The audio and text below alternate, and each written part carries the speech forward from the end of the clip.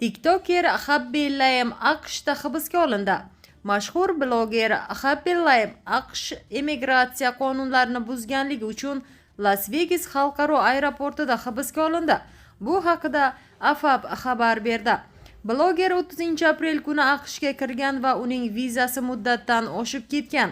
25 yoshli Italiya fuqarosi 6-iyun kuni qo'lga olingan, biroq o'sha kuniyoq qo'yib yuborilgan.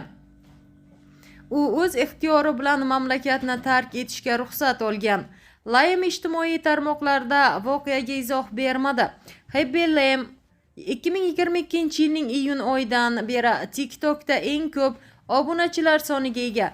U o'zining videolari bilan mashhur bo'lib, unda u oddiy harakatlarni, shu bo'yicha murakkab maslahatlarni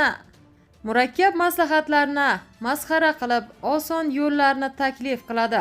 Uning TikTokdagi akkauntida 162 milliondan ortiq obunachisi bor. Layem 2000-yilda Senegalda tug'ilgan.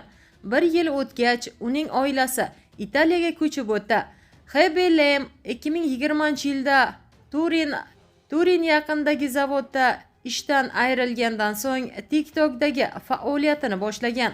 2022-yilda bloger Fortune 40, Under 40 va Forbes 30 ro'yxatiga kiritilgan.